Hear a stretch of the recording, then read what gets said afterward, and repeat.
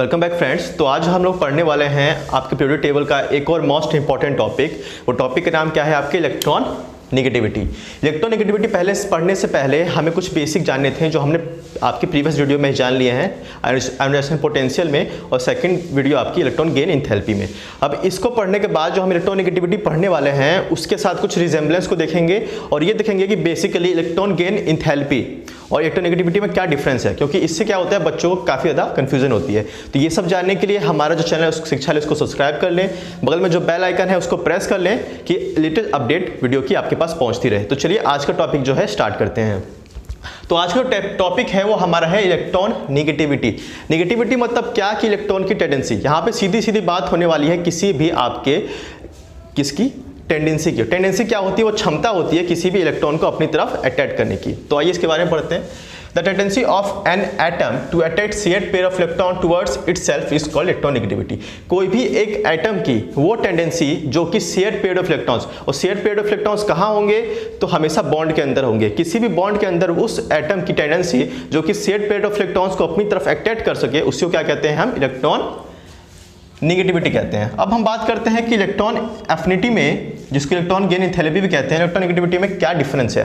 तो हम लोग ये पहले वीडियो में पढ़ चुके हैं। क्या पढ़ चुके हैं? हम ये पढ़ चुके हैं कि जो आपका इलेक्ट्रॉन एफिनिटी थी वो बेसिकली किसके लिए थी? तो एक आइसोलेटेड एटम के लिए थी। वहाँ पे कोई भी बॉन्ड जो थे वो किसी एटम के बीच में प्रेजेंट नहीं थे। लेकिन इलेक्ट्रॉन नेगेटिविटी की बात करें तो बेसिकली किसके लिए होती है? तो बॉन्डेड एटम्स के लिए होती है। मतलब हमेशा उन आपके बॉन्ड्स में ही होगी जहां पे पहले से ही आपके बॉन्ड प्रेजेंट है। जैसे यहां पे एक एग्जांपल देखते हैं। एग्जांपल मैंने पहले लिया है ए एंड बी का। ए एक अलग एटम है, बी एक अलग एटम है, ठीक है। दोनों के बीच क्या है? एक आयनिक बॉन्ड है, ठीक है। यहाँ पे आयनिक बॉन्ड को कंसीडर करेंगे तो जब ये बॉन्ड टूटता है तो ए पे क्या आता है? माइनस चार्ज, और बी के प्लस क्या आता है?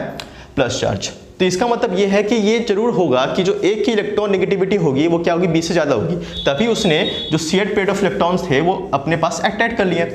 अब दूसरे देखते हैं कि दूसरे एग्जाम्पल में क्या होता है। दूसरे एग्जाम्पल में भी ए बी को मैंने कंसीडर किया है, ठीक है। तो यहाँ पे क्या होता है कि ए के ऊपर क्या हो रहा है? पॉजिटिव चार्ज हो रहा है, और बी के ऊपर क्या आ रहा है? नेगेटिव चार्ज आ रहा है। मतलब यहाँ पे बी की जो इलेक्ट्रॉन नेगेटिविटी थी वो क्या थी? ए से ज़्यादा थी। तो फर्स्ट केस में ए की इलेक्ट्रॉन नेगेटिविटी ज़्यादा हो रही है और सेकंड में बी की हो सकती है। तो ऐसा नहीं हो सकता, वो डिपेंड करता है नेचर ऑफ एटम। जैसे आप हेलोजन ग्रुप की बात करें तो हेलोजन ग्रुप में जितने भी एटम्स होते हैं उनकी इलेक्ट्रॉन नेगेटिविटी पूरे पीरियोडिक टेबल में सबसे हाई होती है।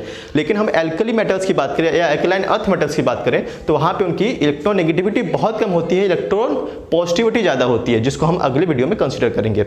चलिए आगे बात करते हैं और कुछ बहुत ही इंपॉर्टेंट टॉपिक्स के बारे में, और बहुत ही इंपॉर्टेंट इसके क्या है आपकी प्रॉपर्टीज़ के बारे में।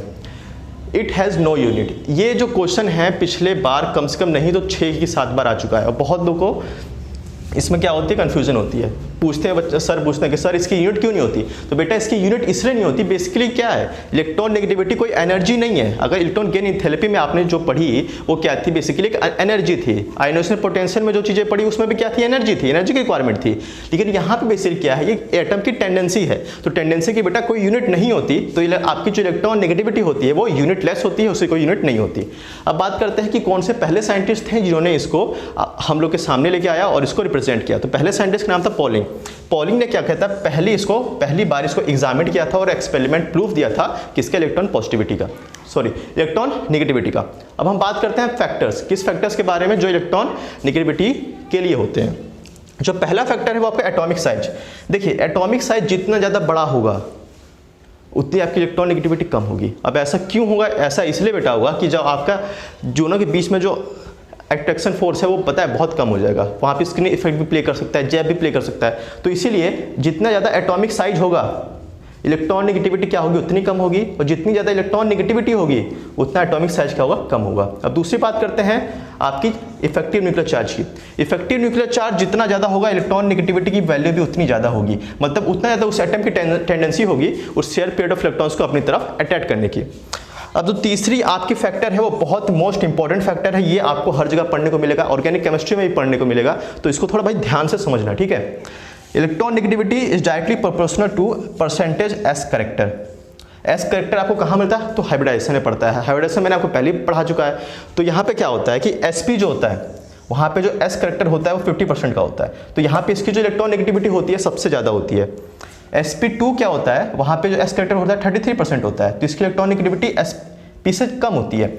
sp3 की बात करें तो इसका जो इलेक्ट्रॉन s करेक्टर होता है 25% होता है, तो इसकी जो इलेक्ट्रॉन नेगेटिविटी होती है वो सबसे कम होती है।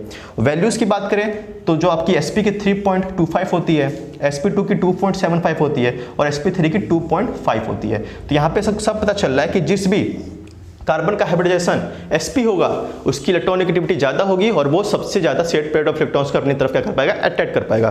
तो ये सारे के सारे कॉन्सेप्ट्स है तो आपको इलेक्ट्रॉन नेगेटिविटी में समझने थे, इससे ज़्यादा इस लेवल में आप कुछ नहीं समझना है। IIT क्वेश्चन भी आप सॉल्व करेंगे तो जितना मैंने पढ़ा है उतना समझ में आ गया, तो कोई भी क्वेश्चन क्या करेंगे आप सॉल्व करके ले जाएंगे। तो आज के लिए बस इतना ही, धन्यवाद।